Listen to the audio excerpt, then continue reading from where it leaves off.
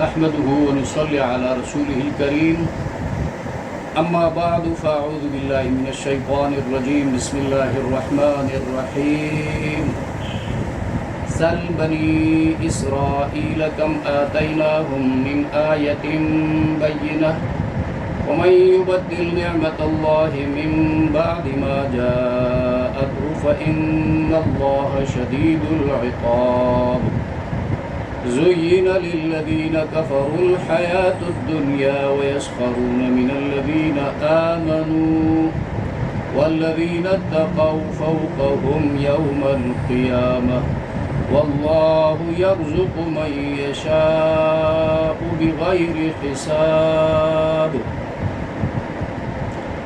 سورة البقرہ آیت نمبر 211-212 لفظی ترجمہ. سل پوچھ لیجئے، سوال سے یہ امر کا صیغہ ہے. بنی اسرائیل، بنی اولاد اسرائیل، یہ یعقوب علیہ السلام کا نام ہے. اسرا عبد کے معنی میں اسماعیل اللہ، عربی میں آ کر عبداللہ اللہ کا بندہ. اسرائیل بھی چونکہ قرآن میں آیا ہے تو عربی لفظ بن گیا، عربی کلمہ بن گیا. اسرائیل، بنی اسرائیل یعقوب علیہ السلام کی اولاد سے. اب یعقوب علیہ السلام کی اولاد یہ دونوں ہیں، عیسائی یہودی دونوں بنی اسرائیل. کم آتیناہم، کتنی، بہت ساری. آتیناہم، دی تھی ہم نے ان کو، من آیتن، نشانیوں میں سے بینہ، واضح عقل میں آنے والی. ومن، اور جو کوئی، یبدل، بدل ڈالے، نعمت اللہ، اللہ کی نعمت کو، من بعدی، بعد اس کے کہ جاءت ہو، پہنچی وہ نعمت اس کو، حاصل ہوئی اس کو. فإن اللہ، پس بے شک اللہ تبارک و تعالی، شدید العقاب، سخت عذاب والے ہیں. عقاب عذاب کو کہتے ہیں. زینا، آراستہ کیا گیا ہے. زینا، زینا کا یہ فعل مجہول ہے. زینا دلکش بنائی گئی ہے، خوبصورت بنائی گئی ہے. للذین، ان لوگوں کے لیے جنہوں نے کفروا، اسلام قبول نہیں کیا، جنہوں نے انکار کیا. الحیات الدنیا، الحیات زندگی، الدنیا دنیا کی. ویسخرون، سخیرہ، یسخرو مذاق اڑانا، مسخرہ کرنا، اردو میں بھی استعمال ہوتا ہے. یسخرون، وہ ہنسی اڑاتے ہیں، وہ مذاق اڑاتے ہیں. من الذین، ان لوگوں کی جو آمنوا، ایمان لائے. والذین، اور جو لوگ اتقوا، پرہیزگار ہوئے. فوقہم، ان سے بالا تر ہوں گے. یوم القیامہ، قیامت کے دن. واللہ، اور اللہ تعالی، یرزق، روزی دیتے ہیں. من یشاء، جس سے چاہتے ہیں. بغیر حساب، بے شمار. ان آیات میں بنی اسرائیل کے لیے نصیحت بھی ہے، فضیحت بھی ہے،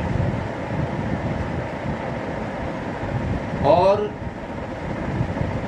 اہل ایمان کے لیے ایک عبرت ہے اور خبرداری ہے.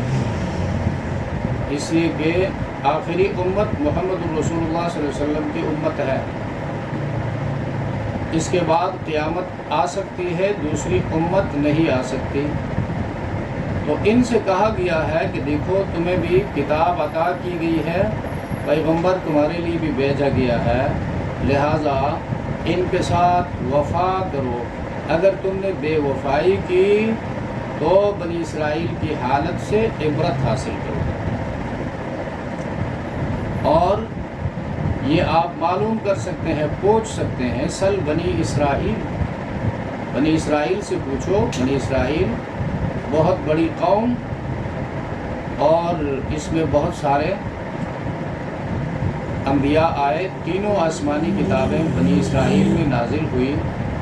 اس کے علاوہ اللہ تبارک و تعالیٰ کی بہت ساری نعمتوں سے وہ فائدہ اٹھاتے رہے، لیکن جب ایک وقت آیا ان میں غفلت پیدا ہو گئی، دنیا کی محبت میں وہ دھت ہو گئے اور اللہ کو بھلا دیا، تو وہ نعمت چھینی گئی۔ وہ فضیلت جو ان کو دی گئی تھی وہ منصبی فضیلت تھی، نسبی فضیلت نہیں تھی۔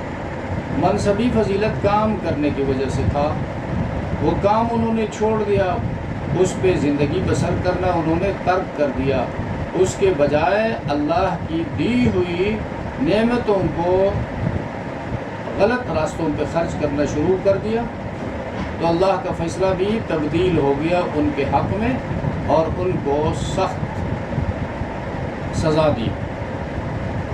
تو یہاں پر ان سے پوچھنے کا حکم ہے، تو ان کے علماء، ان کے اسکالرز اب بھی موجود ہیں، اور تورات بائبل اب بھی موجود ہے، کھول کر دیکھ سکتے ہیں وہ واقعات جو قرآن نے بیان کیا ہے، اور پھر کیا وجہ ہوئی کہ ان سے وہ نعمت چھین لی گئی، نبیوں کا سلسلہ ان میں ختم کر دیا، اور وہ نبوت کی نعمت جو تھی وہ ان سے چھین کر بنی اسماعیل کو عطا کی گئی۔ سل بنی اسرائیل، پوچھ لیجئے بنی اسرائیل سے، کم آتیناہم من آیت بینہ، ہم نے ان کو کتنی کھلی کھلی نشانیاں عطا کی۔ ومن یبدل نعمت اللہ، تو یہ کھلی کھلی نشانیوں سے مراد یہی تورات شریف ہے، موسیٰ علیہ السلام کی جو معجزات تھی فرعون کے مقابلے میں، وہ چونکہ فرعون ان کا دشمن تھا، ان کے بیٹوں کو، نرینہ اولاد کو ذبح کرتا تھا اور زنانہ اولاد کو زندہ رکھتا تھا تاکہ ان سے کام لے لے، کچن کا کام لے لے، امور خانہ داری کا کام لے لے، ان کو لونڈیاں بنا کر، کنیزیں بنا کر، اور پھر بے حیائی کے لیے ان کو استعمال کرے۔ تو یہ پہلے پارے میں تفصیل گزر چکا ہے، اور اب ان کے مقابلے میں اللہ نے معجزات جو عطا کی، یہ بنی اسرائیل کے لیے اللہ کی نعمتیں تھیں۔ اس کے بعد پھر ان کے بہت بڑے دشمن فرعون کو اللہ نے بحر قلزم میں ان کی آنکھوں کے سامنے ہلاک کر دیا، اور بنی اسرائیل کے لیے نکلنے کا محفوظ راستہ نکالا، بنی اسرائیل سے وہ پار ہو گئے، یہ اللہ کی نعمت ہے۔ اور بہت سارے انبیاء بنی اسرائیل میں آئے، وجعلکم انبیاء وجعلکم ملوکا، تم میں بادشاہ بھیجے، داؤد علیہ السلام بادشاہ، یوسف علیہ السلام بادشاہ، سلیمان علیہ السلام بادشاہ، اور پھر اللہ کے پیغمبر نبوت کے ساتھ بادشاہت، یہ تمہارے اندر اللہ نے بھیجے۔ اور من و سلوا، جب اس وادی تیہ میں تم حیران و پریشان ہو گئے تو اللہ نے تمہارے لیے کھانے کا انتظام کر دیا، اور تم سے یہ مطالبہ کیا کہ تم اللہ کو یاد کرو اور پیغمبر کی تابعداری میں زندگی بسر کرو۔ اور موسیٰ علیہ السلام کو عصا دیا گیا، لاٹھی اور ید بیضاء، چمکتا ہوا ہاتھ، معجزات کے طور پر۔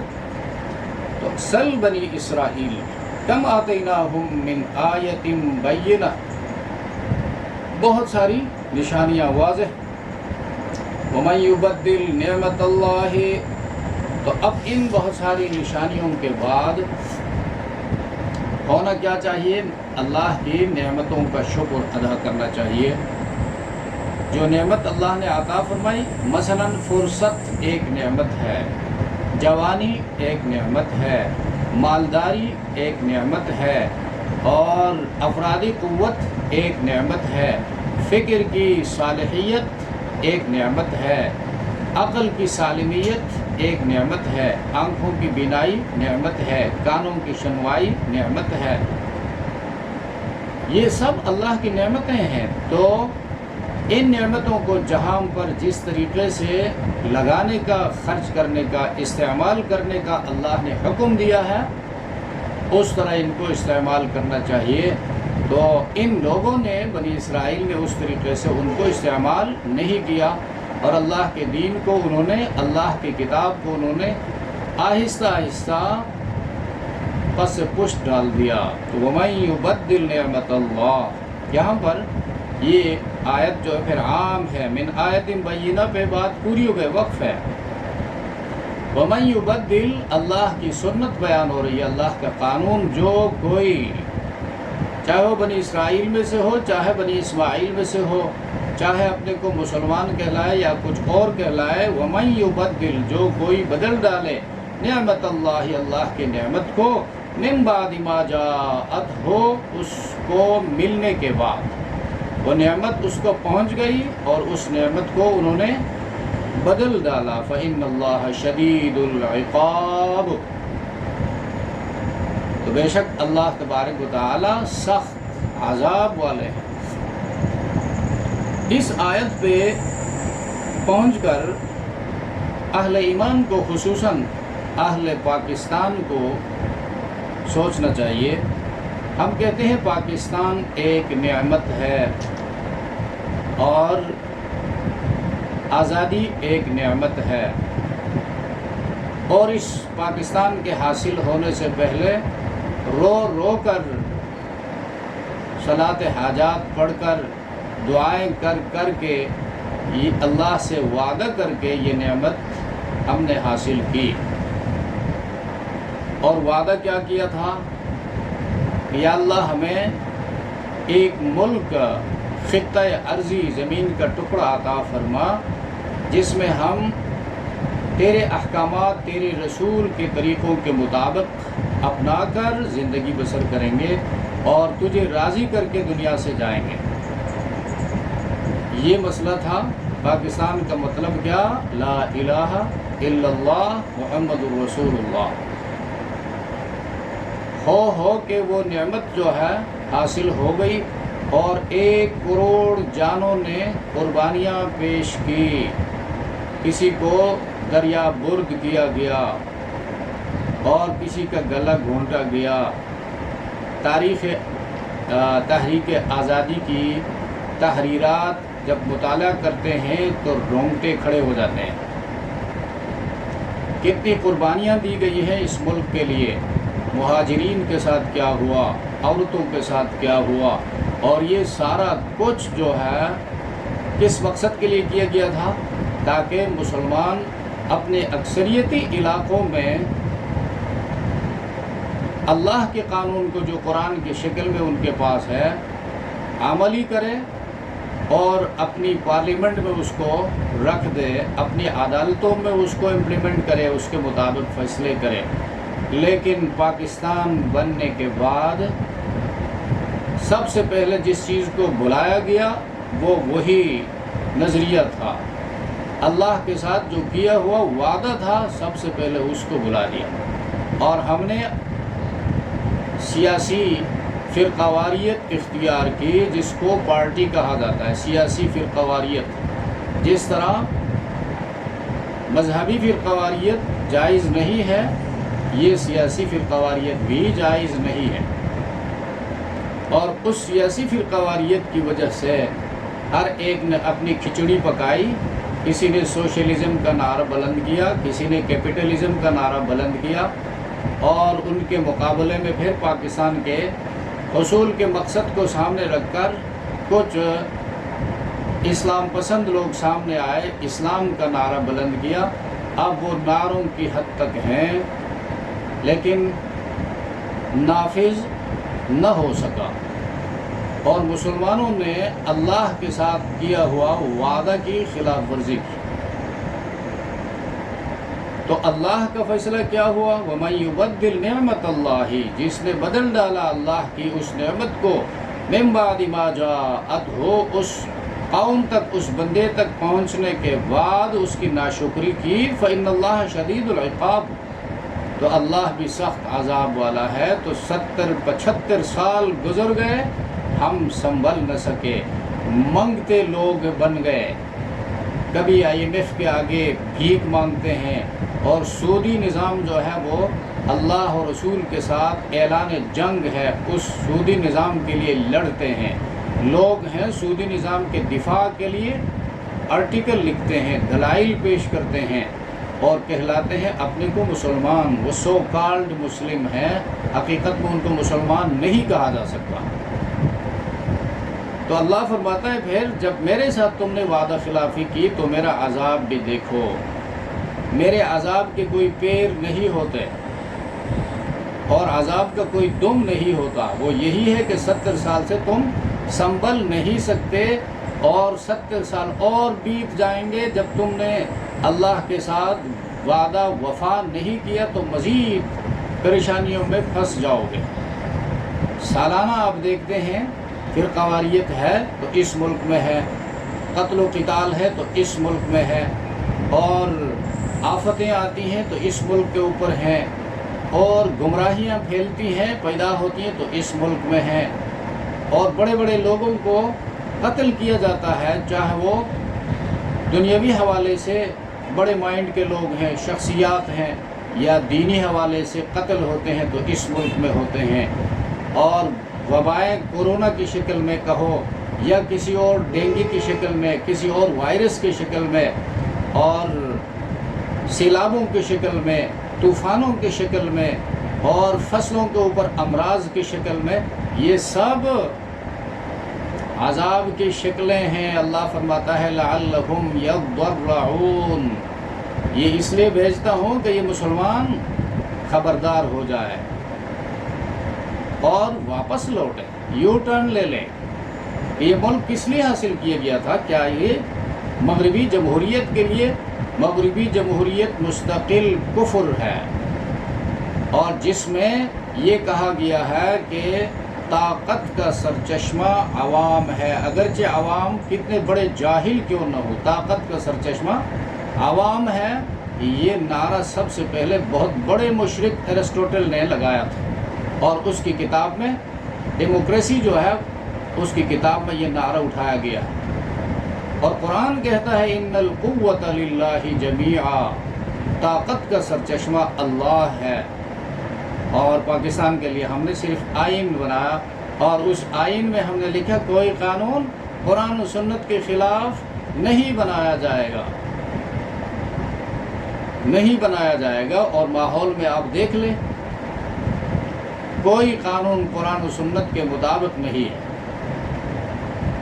جہاں دیکھو بے حیائی ہے، عریانی ہے، فحاشی ہے، حرام خوری ہے، جھوٹی گواہی ہے، تو یہ کیا ہے؟ قرآن میں کہاں ہے؟ ان کے خلاف قانون سازی کیوں نہیں ہوتی ہے؟ ان کی تدارک کے لیے قانون کیوں نہیں بنایا جاتا ہے؟ اور جاہلوں کو اپنا لیڈر کیوں مانا جاتا ہے جو اللہ کی کتاب سے آگاہ نہیں ہے؟ حالانکہ کانسٹیٹیوشن پاکستان کا یہ کہتا ہے کہ جو بندہ قیادت کے لیے سامنے آتا ہے قرآن کے مبادیات سے آگاہ ہونا اس کے لیے ضروری ہے۔ کانسٹیٹیوشن آرٹیکل نمبر 62 اور 63 کا مطالعہ کرے، تعلیم یافتہ لوگ آنکھیں بند کر کے کسی کے پیچھے نہ جائیں۔ تو بات چلی تھی یہاں سے کہ جو بھی اللہ کی نعمتوں کو بدل ڈالے گا، ان مصارف میں خرچ نہیں کرے گا، تو پھر اللہ کا عذاب بھی اس کی طرف متوجہ ہوگا۔ جس طرح بنی اسرائیل کے ساتھ ہوا، تو اس آخری امت کی بھی اللہ کے ساتھ کوئی رشتہ داری نہیں ہے۔ لہٰذا یہ آیت دعوت فکر دے رہی ہے کہ اپنے آپ کو درست کرو، اپنے معاملات کو درست کرو، اپنی معاشرت کو صحیح کرو۔ اچھا، زُيِّنَ لِلَّذِينَ كَفَرُوا الْحَيَاةُ الدُّنْيَا، زُيِّنَ دلکش بنائی گئی ہے ان لوگوں کے لیے جنہوں نے کفر کیا، انکار کیا، اسلام کو پورے کا پورا نہیں لیا۔ گزشتہ آیت میں جو فرمایا تھا ادخلوا فی السلم کافہ، اس سے پہلی والی درس میں اسلام میں پورے داخل ہو جاؤ، اطمینان کے ساتھ داخل ہو جاؤ، دل و جان کے ساتھ داخل ہو جاؤ، اور تمہارے دل میں ایمان ہو، تمہارے اعضاء میں اسلام ہو۔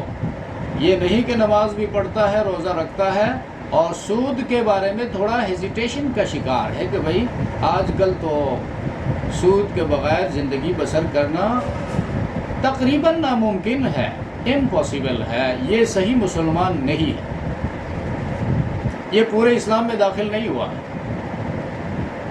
اور زکوٰۃ دیتا ہے، ٹھیک ہے، ناداروں کی ہم مدد کرتے ہیں، روزہ رکھتے ہیں، اور اس میں صحت کا فائدہ ہے۔ انٹرنیشنلی میڈیکلی یہ چیز پروف ہوئی ہے کہ بھئی کوئی بندہ سال میں 28 دن جو ہے، ایک مہینہ ڈائٹنگ کرتا ہے، وہ جو ہے آسانی سے کینسر کا شکار نہیں ہوتا۔ اس کا فائدہ تو ہے، لیکن 10 لاکھ 12 لاکھ روپیہ دے کر اور صحرا میں جا کر اس گھر کے ارد گرد گھومتا ہے، اس کی لاجک ہماری سمجھ میں نہیں آتی۔ تو اس سے بہتر یہ نہیں ہے کہ یہاں پر جو ہے لوگ پانی میں ڈوب رہے ہیں اور یہ ہو رہا ہے، وہ ہو رہا ہے، ان کے اوپر خرچ کیا جائے، یہ بات ہماری سمجھ میں نہیں آتی۔ تو یہ بھی پورے دین میں داخل نہیں ہے۔ یہ جو ہے قتل الخراسون قرآن کہتا ہے، آئی تھنک سو کہنے والے ہلاک ہو جائے۔ میں یہ سمجھتا ہوں، میں یہ خیال کرتا ہوں، اس میں لاجک یہ ہے، اس میں لاجک کیا ہے؟ قتل الخراسون، یہ آئی تھنک سو کہنے والے ہلاک ہو جائے۔ اللہ بد دعا دیتا ہے ان کو۔ جب بندے اللہ کے ہیں تو بس اللہ کی بندگی کرو اور احکام کے مدارج کو سمجھنے کی کوشش کرو۔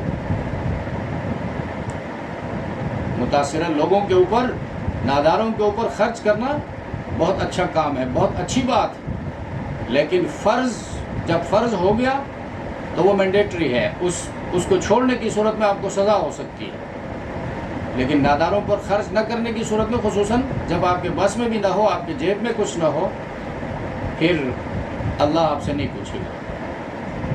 فرض کو چھوڑ کر اس قسم کے بہانے ڈھونڈنا یہ شیطان کا دھوکہ ہے۔ ادھر پچھلے درس میں یہی فرمایا، اطمینان کے ساتھ اللہ و رسول کے فیصلوں پر مطمئن ہو کر دین میں پورے داخل ہو جاؤ۔ جس طرح عقیدہ تمہارا ہے ایسا ہی عمل بھی تمہارا ہونا چاہیے۔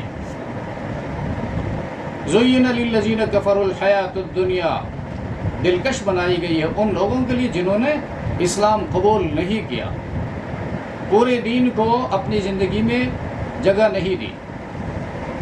وَيَسْخَرُونَ مِنَ الَّذِينَ، اور ہنسی اڑاتے ہیں، مذاق اڑاتے ہیں ان لوگوں کا جو ایمان والے ہیں۔ یہ اس زمانے میں بھی تھا، آج کل بھی ہے۔ اس زمانے میں ایک صحابی تھے، وہ لوہار تھے، اور ایک بڑے مشرک کے لیے اس نے کام کیا، اور اس مشرک نے اس کی مزدوری نہیں دی، تو وہ بار بار اس کے پیچھے جاتا تھا۔ تو ایک دن اس مشرک نے کہا، بھائی تمہارا عقیدہ یہ ہے کہ قیامت آئے گی اور اس دن جو ہے ہر کسی کو اس کے کیے کا بدلہ مل جائے گا، تو قیامت کے دن آ کر لے لو۔ مقصد یہ ہے کہ کوئی قیامت نہیں ہے۔ تو یہ مذاق اڑاتے تھے۔ اور جب غریب نادار صحابہ، بلال حبشی، صہیب رومی اور اس قسم کے جب ان کے پاس سے گزرتے تو ان پر بھپتیاں کستے، مذاق اڑاتے کہ دیکھو یہ ہیں، ان کے لباس کو دیکھو، پھٹے پرانے کپڑوں میں پھر رہے ہیں، اور کہتے ہیں جنت کے وارث ہم ہیں، اللہ ہمیں جنت عطا فرمائیں گے۔ یہ غریب فقیر فقراء صحابہ کے ساتھ یہ ایسا کرتے تھے۔ فاروق اعظم کے سامنے اس طرح کی بات کہنا اپنے لیے کام ڈھونڈنا تھا، یا صدیق اکبر کے سامنے اس قسم کی باتیں نہیں کر سکتے تھے۔ تو یہ کیوں زُيِّنَ لِلَّذِينَ كَفَرُوا الْحَيَاةُ الدُّنْيَا يَسْخَرُونَ، مذاق کیوں کرتے ہیں؟ کوئی بندہ حقیر ہو تو اس کا مذاق اڑایا جاتا ہے، بے مال ہو، آج کل بھی بے مال کوئی ہے اس کا مذاق اڑایا جاتا ہے، لیکن شریعت اسلامی میں اس کی بالکل اجازت نہیں ہے۔ ایک مسلمان کسی نادار مسلمان کو دیکھے تو اس کے ایمان کا تقاضا یہ ہے کہ اس کے ساتھ مدد کرے، اور مالی مدد ہے، جانی مدد ہے جہاں تک ہو سکتا ہے، اور مدد نہیں کر سکتا ہے تو اس کے لیے خیر کی دعا کرے، اللہ اس کی حالت کو بدل دے، اور پھر اپنے حق میں بھی دعا کرے۔ الحمدللہ الذی فضلنی علی کثیر ممن خلق تفضیلا، تمام تعریفیں اس اللہ کے لیے ہیں جس نے مجھے برتری عطا فرمائی اپنی مخلوقات میں سے بہت سارے بندوں پر۔ کسی پاگل کو دیکھ کر اس کو حقیر مت سمجھو، اور کسی انسان کو بدحالی میں دیکھ کر اس کو حقیر مت سمجھو، بلکہ یہ دعا کرو کہ اللہ نے مجھے کتنی اچھی حالت میں رکھا ہے، تو یہ اللہ کا شکر ادا کرنا ہوگا، اور اس کے حوالے سے پھر اس کے ساتھ تعاون ہے، اس کے لیے دعا ہے۔ وَيَسْخَرُونَ، تو سخریہ مذاق کیوں کیا جاتا ہے؟ کسی کی حالت کو حقیر جان کر مذاق کیا جاتا ہے۔ یسخرون من الذین آمنوا، ایمان والوں سے وہ مذاق کرتے ہیں، والذین اتقوا فوقہم، اچھا، اور ایمان والے جنہوں نے تقوا کی زندگی اختیار کی، دیکھو صرف ایمان والا نہیں کہا، والذین اتقوا کہا، جنہوں نے دنیا میں ایمان لانے کے ساتھ احتیاط کی زندگی بسر کی، اس کو تقوا کہتے ہیں، خدا رخی زندگی بسر کی، چونکہ وہ لوگ پھر جنت کے وارث ہوں گے، ابتداءً وہ جنت میں جائیں گے۔ اور جو لاابالی کی زندگی بسر کرتے ہیں، اپنی خواہشات پر چل کر زندگی بسر کرتے ہیں، وہ پھر براستہ جہنم جنت جائیں گے، جہنم جائیں گے، اور اپنے گناہوں کی سزا بھگتنے کے بعد پتہ نہیں کتنا عرصہ جو ہے وہ اس میں رکھے جائیں گے، اس کے بعد پھر ان کی مغفرت ہوگی اور وہ جنت کے مستحق ٹھہرائے جائیں گے۔ تو یہاں پر تقوا لفظ لایا، والذین اتقوا فوقہم، جنہوں نے تقوا کی زندگی بسر کی، فوقہم، وہ ان کے اوپر ہنسیں گے قیامت کے دن، اس لیے کہ یہ تاریخ اپنے آپ کو دہراتی ہے، زمانہ چینج ہوتا ہے، وقت جو ہے بدل جاتا ہے۔ دنیا میں یہ لوگ تھے امتحان کی زندگی میں، اہل ایمان کے اوپر مذاق اڑایا کرتے تھے، اور اب دنیا کی زندگی ختم ہو گئی، آخرت کی زندگی شروع ہو گئی، اب ان کا بینک بیلنس جو ہے سامنے آ گیا ایمان والوں کا، اب ان سے اللہ راضی ہے، ان کا کرنسی زبردست ہے، اوپر جا رہا ہے، ان کو درجات مل رہے ہیں، اور جو مذاق کرنے والے تھے وہ ذلیل و خوار ہو رہے ہیں۔ اور قرآن کریم نے مختلف مقامات پر سورہ اعراف آیت نمبر 44 میں اصحاب الاعراف ونادى اصحاب الجنت اصحاب النار، جنتیوں اور جہنمیوں کے گفتگو کا ڈائلاگ کا ذکر ہے، وہاں پر یہ کہتے ہیں نادى اصحاب الجنت اصحاب النار هل وجدتم ما وعد ربكم حقا، جنتی جہنمیوں سے کہیں گے کیا تم نے اپنے رب کا وعدہ سچا پایا جو تمہارے ساتھ کیا تھا؟ ونادى اصحاب النار، جہنمی کہیں گے کہ بھائی اب کچھ پانی جو ہے چھڑک دو ہمارے اوپر، یا اس رزق میں سے جو اللہ نے تمہیں عطا کی ہے، تو یہ بھی ان کو جواب دیں گے ان اللہ حرمہما علی الکافرین، اللہ نے پانی اور جنت کی روزی کو حرام قرار دیا ہے کافروں پر۔ تو والذین اتقوا فوقہم یوم القیامہ، تو مذاق وہ کریں گے، مذاق کی شکل وہاں الگ ہوگی، اور یہاں پر یہ مذاق جو کر رہے ہیں یہ الگ ہے۔ اور آگے چل کر سورۃ المطففین کی آخری آیتوں میں بھی یہی بات ہے، وَإِذَا مَرُّوا بِهِمْ يَتَغَامَزُونَ، جب کفار اہل ایمان کے قریب سے گزرتے تھے تو یتغامزون، آنکھ کے اشاروں سے مذاق کرتے تھے۔ دیکھو یہ لوگ ہیں محمد کے پیروکار، جن کے پیروں میں جوتی نہیں اور جن کے بدن میں لباس تک نہیں، سر چھپانے کے لیے ان کے پاس گھر نہیں، اور یہ کہتے ہیں اللہ ہمیں جنت عطا فرمائیں گے۔ اور والذین اتقوا فوقہم یوم القیامہ، وہاں پر بھی یہی مسئلہ بیان ہوا ہے، ایمان والے پھر کفار پر مذاق اڑائیں گے قیامت کے دن، تو مذاق اڑانے کی شکل الگ ہوگی۔ واللہ یرزق من یشاء، اللہ رزق دیتا ہے جس سے چاہتا ہے، بغیر حساب، بے شمار، بغیر حساب، بغیر کسی تکلیف کے۔ تو آیت سے پتہ چلا قیامت کا دن حق ہے، اس دن اہل ایمان مذاق اڑائیں گے کفار کا، اور اس کے لیے پھر انتظار کی ضرورت ہے۔ اور تقوی کی اہمیت بیان ہوئی، والذین اتقوا فوقہم فرمایا، تو یہاں پر جو تقوی اختیار کرے گا، تقوی کفار کے مقابلے میں کفار کے ساتھ الجھنا نہیں ہے، وقت ضائع نہیں کرنا ہے، ہاں کفار کو دعوت دینی ہے، مسلمان داعی ہوتا ہے۔ اور جہاں تک رزق کا مسئلہ ہے، جس سے اللہ چاہتا ہے بغیر حساب کے رزق دیتا ہے۔ یہاں اللہ کافروں کو بھی عطا کرتا ہے، لیکن کافروں سے اللہ یہ نہیں فرماتا کہ میں تمہیں رزق دیتا ہوں تم مجھے نہیں مانتے ہو لہذا رزق بند کر دیا، میں تمہیں اولاد عطا کرتا ہوں تم میری نافرمانی کرتے ہو لیکن اب تمہیں اولاد دینا میں نے بند کر دیا، وہ جو اولاد تمہیں عطا کی تھی وہ بھی واپس لے لوں گا۔ ایسا نہیں کیا، اس لیے کہ آزمائش کی زندگی ہے تو اللہ کافروں کو بھی دیتا ہے بہت زیادہ اور اہل ایمان کو بھی دیتا ہے بہت زیادہ، نادار کافروں کو بھی رکھتا ہے اور نادار اہل ایمان میں بھی ہیں۔ تو رزق کی کمی زیادتی جو ہے یہ مقبولیت اور مردودیت کی علامت نہیں ہے، اس کی حکمت بالکل مختلف ہے۔ سبحان ربک رب العزت عما یصفون وسلام علی المرسلین والحمد للہ رب العالمین۔